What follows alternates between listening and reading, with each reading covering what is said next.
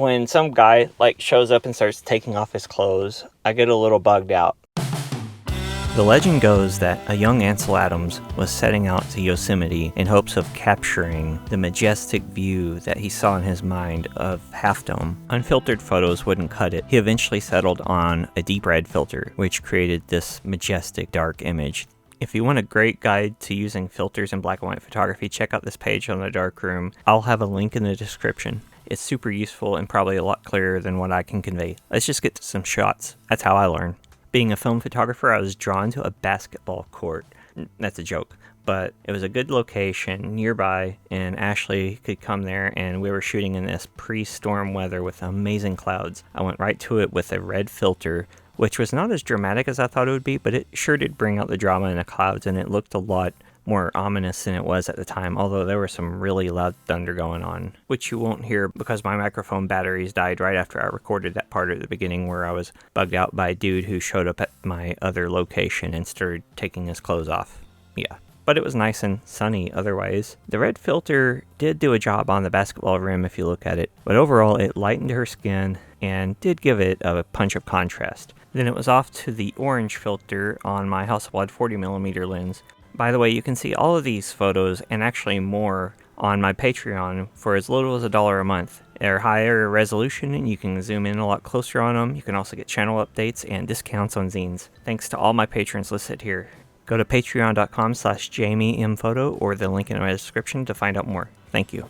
So the 40mm lens is great because it can really elongate and create a really powerful image. There's not much distortion on this lens, which is one of its major good characteristics. However, you'll notice a little bit of vignetting from that filter. It's because the Hasselblad 40mm CF FLE has a really weird and huge filter size that's really hard to find filters for. It's the first time I've actually had a filter threaded on it, but I didn't mind it because I think it fit the aesthetic of it, this kind of rough cowboy, cowgirl aesthetic, black and white, kind of contrasty, gritty colors, which, by the way, the 85B orange filter to me did a better job than the red, but maybe it's different circumstances that make it punchier or whatever. But anyway, it was a little too stormy to stay under a large tree, so we decided to try this stream before calling it a day.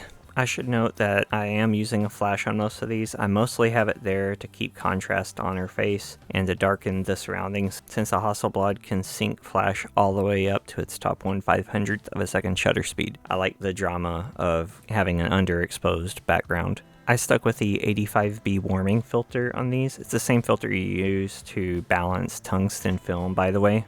And I think I've heard orange called kind of a Goldilocks color for filters. It kind of gets the best of like the reds and the yellows and things like that. I believe it after this especially. It just worked really well all together, and then it started looking like it was going to rain really hard, which it did not long after that. So we timed it just right. I was really happy with how these turned out.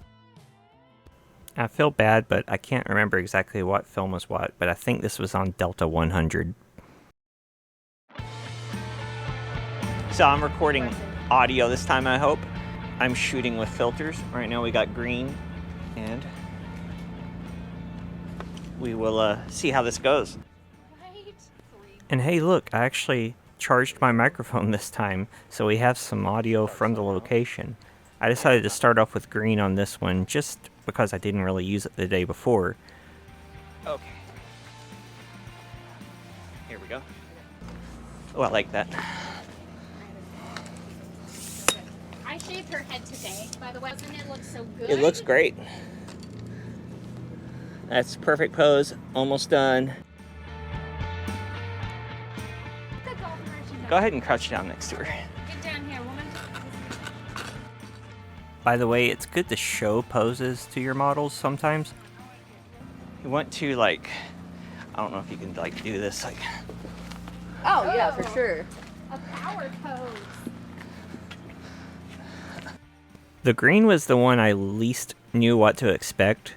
I'd used red and yellow filters more before, but it did bring out some in especially Madeline's complexion, and I could see how this could backfire and make something look weird or bad. But all in all, I'm definitely going to take this one out again to get a better feel for it, because I like how these turned out. This way. No. Was I paying attention?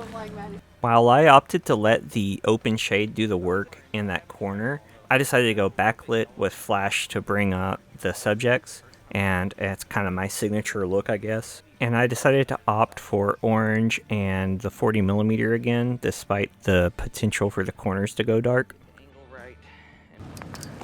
So when you're holding your hands up, you can look like you're holding the sun. Okay, hold your hand exactly there. That's great. Okay, move your hands over just a hair this way. This way? Yeah, I can barely see, sorry. Down just a little bit more. Okay, here we go. Hold that. I'm gonna do one more. I didn't quite get Jenny's hand at just the right spot, but it was still fun, and I think it turned out pretty good, at least the later ones you're about to see.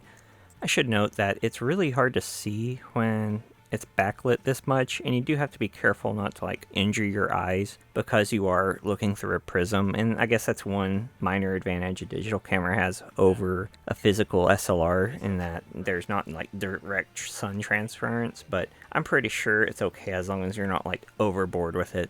But this is also where I decided to try a deep red filter and Ilford SFX200, which is a near infrared film. 5.6, good. My aim here was almost ghostly skin with a very dense surrounding. Okay, here we go. I'm ready. Perfect. I need to back up a little, sorry. Okay. There would be the intense backlight, of course, but I was hoping the contrast would really open up something interesting visually, even though I wasn't quite sure exactly what to expect, which is why I do this. Quote-unquote wasting film can be a good thing. I made a video about it. Although I have neglected mentioning something I probably should have, but I also don't like bogging things down with technical stuff. But since filters have density and they can block light, there's a thing called filter factors where you have to consider the amount of light the filter takes and how that affects your meter reading. If you're metering through the filter, it's not as big a deal, but if you're doing an external light meter like me, you have to take it into consideration. Instead of having to count off stops like 1.5 or 1 or 3 stops every time, I just set the ISO on my light meter to correspond with the change in the stops. So this SFX200, which I really like by the way, as the name says, is a 200 ISO film, so I knocked it down 3 stops to compensate for the red filter I was using.